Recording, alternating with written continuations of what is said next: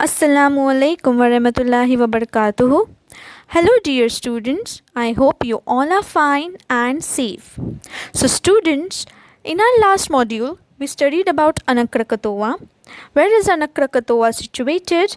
And we also studied about what is volcano, what is volcanic eruption, and what are the types of volcanoes.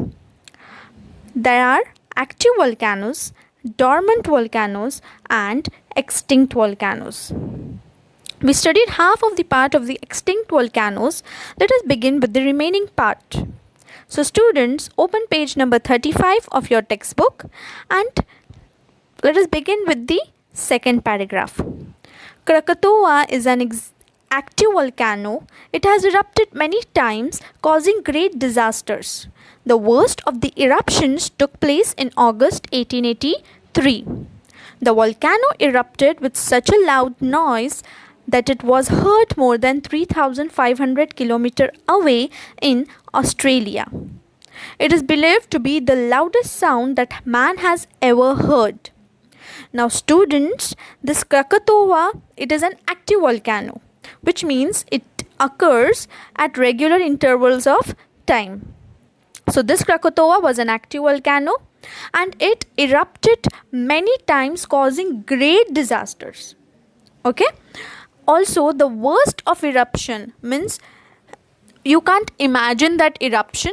The worst of all eruption took place in August 1883, back in 1883. Yes, and when it erupted with such a loud boom noise that it was heard 3,500 kilometers away in Australia. Means Krakatoa, and when it erupted in Krakatoa, it was heard in Australia, where the distance is 3,500 kilometers. So can you imagine such a loud noise? It is believed that it is the loudest sound which man have ever heard. The island, which was a volcanic mountain, collapsed on itself. The dust that was thrown up in the eruption rose to about 80 kilometers in the sky. It spread in the sky around the world and later settled in different parts of the world, thousands of kilometers away. Now students, when this volcano erupted, it erupted with such great force that the mountain, it collapsed on itself. It shattered down. And when it collapsed, the smoke which was released by the volcano, it was spread 18 kilometers away in the air. Means it was such a great disaster that happened, and it has just went up in the air, which is 18 kilometers away, and the dust, whatever the volcanic dust was there, it spread all over the world, and it spread thousands of kilometers away from it. So it was such a tremendous and such a horrific volcanic eruption, we can say. Let's move to next paragraph. The eruption caused giant waves or tsunamis in the sea near the island. About 165 villages and towns were destroyed due to the eruption and the tsunamis. The eruption destroyed 2/3 of the island of Krakatoa. It collapsed beneath the surface of the sea, creating a huge underwater volcanic crater or hole. The hole was more than 6 kilometers wide. Now, when this eruption was caused, yes, it gave rise to giant waves in the sea, and because of that, the tsunami near the island was about to come, and about 165 villages and towns were destroyed due to the eruption and because of the tsunami. Because of the volcanic eruption, there was tsunami, and because of that tsunami, 165 villages and towns were disturbed by it. Also, when this eruption took place, it destroyed 2/3 of the island of Krakatoa, means it destroyed itself also. And when it collapsed beneath the surface of the sea, and when it the surface of the sea, and it made a hole in the sea which was 6 kilometer wide. Yes, can you imagine? 6 kilometer wide hole was formed beneath the surface of the sea. Then in 1927, a plume of smoke rose out of the water on the crater. It was followed by another eruption. A few days later, a new island volcano broke water. How did it happen? Then it happened, this volcanic eruption happened in 1883, and it made a 6 kilometer wide crater in the sea, and that crater, it just rose out of the water in 1927, almost after an era. Okay, and it gave rise to another eruption, volcanic eruption. So this new island, by this time the new island was formed, and when this island formed, it was broke by water. And how did it happen? Let us see that. When the underwater volcano threw up ash and rock, it was quickly taken away by the seawater. But then the lava started flowing out of the crater faster. This volcanic material was not at all taken away by the waves, and a new mountain began to grow. Now what happened? When the underwater volcano, now this next volcano in 1927, it happened underwater.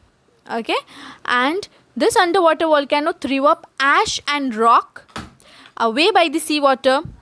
It happened in the sea, so it just threw away the ash and the rock, and when the lava started flowing out, it floated with such a great intensity that it was very fast, and the volcanic material was, whatever the volcanic material were there, like ash, smoke, lava, it was not all taken by the waves, yes, by the water waves.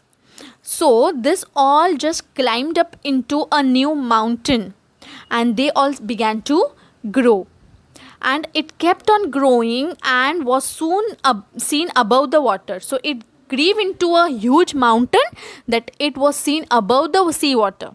This volcanic eruption was under the sea, but because of the climbing of the binding of another volcanic particles like smoke, ash, dust, lava, it was made into a mountain, and this mountain was visible out of the seawater.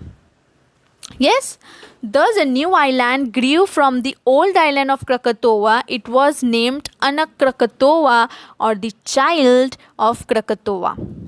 Now this island, means this mountain which was forming, it formed so huge that whatever the past Krakatoa was destroyed, a new Krakatoa was formed there. Yes, and it formed with it was formed out of Krakatoa itself, so it was named as Krakatoa. Now what do you mean by Krakatoa? The child of Krakatoa, because it is formed out of the Krakatoa itself. Krakatoa is still an active volcano. Eruptions have begun again since 1994. It lies quiet for a few days, and then again there are eruptions with more lava flowing out. The island is still growing bigger since 1950. The island has grown at an average rate of 5 inches per week. Now this child Krakatoa, which is Krakatoa, it is still an active volcano, which means that it still erupts, yes, at regular intervals. And this eruption has begun, it was formed in 1927, that mountain, and then this eruptions began in 1994. And this island is just growing bigger and bigger day by day. In 1950, they measured the island, and it was announced that the island grows 5 inches per week. Means it is not getting smaller, it is getting bigger and bigger as the time passes. A part of the old island known as Rakata is still visible in the sea, a little away from the new arrival Krakatoa. Now there was an old island which was Rakata. Okay, and it is now still visible in the sea. It blew into the sea, but now it can be visible in the sea also. So, but it is a little away from Krakatoa. After Krakatoa's eruption in 1883, all the surrounding islands and coast were covered with hot ash. No life remained. When the scientist visited it in 1884, he found just one spider there. Now, students, this Krakatoa's eruption, the Krakatoa eruption, not the Krakatoa. When the Krakatoa erupted in 1883, all the surrounding islands and the coast were covered with hot ash, because when it erupts, it gives out lava and molten ash fire. So everything beside itself was covered with the ash. And when the scientists went there and they studied there, they didn't found any living animal there. They just found one spider, which means life there has extinct. There is no living organism there. But the living world on Krakatoa was not lost and gone forever. The wind and the sea brought seeds of plants to the island. Some seeds came with the birds who flew over the island. Plants and animals that live in the sea came to the coast again. Small land animals like ants, termites, or even rats and lizards traveled to the island on plants floating in the sea. But the Krakatoa, yes, the old island, there the life has not extinct yet. We can see some of the plants or seeds growing there because of the water there. Yes, so some seeds are because of the water, they have traveled to the Krakatoa and they have formed into grieve into trees. And when they have grieved into trees, some birds or some lizards or cockroaches, they have traveled there with the help of the sea. So now in Krakatoa, we can say that their life has now building up. One edge of the island was seen teeming with plants and animals. It was like a laboratory where scientists can see how living things slowly developed in an area. So now, as Krakatoa, there we can see the existence of life. But in Krakatoa, it is something different. So scientists are just showing that how the life exists wherever we can. Today, scientists can observe this also in the part of Krakatoa which does not get covered with volcanic ash. The western coast of Java was greatly affected by Krakatoa's eruption. Very few human beings were left there, but the wild animals and plants in that area grew in number again. In fact, the wildlife grew naturally since there were no human beings to interfere with it. There was no one there to cut the trees or kill the animals, so this region became rich in wildlife. Now, my dear students, this Krakatoa has evolved into a means we can say like a wildlife forest or something is growing there, and there we can see some wildlife animals because humans are not there to disturb their life or to hold their life. So students, after time passed, we can see in the western coast of Krakatoa that now the Krakatoa's island is not covered with the ash, and the volcanic eruption has also decreased by the time. So there now we can see existence of life like birds, like forest, and because of no human interaction with that place, the wildlife, whatever the animals or wildlife forest is now grieving, and it is now said that it is the biggest or it is the best wildlife forest we can see there. So this is how a muddy ashy place has evolved. It has transformed into a very nice greenery like place there. So that was it for today.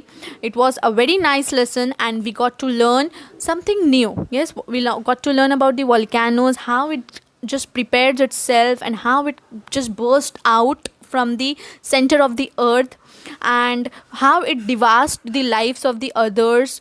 Also, then we see that how it takes place, how by the years passing out, we can see some changes happening to the nature, that nature heals itself. Nature has the potential, or we can say that it has been blessed by Almighty Allah, that it can heal itself.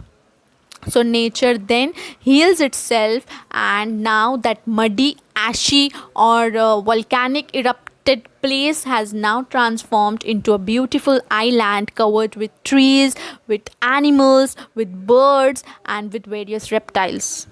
So that was it for today. I hope you all enjoyed this session.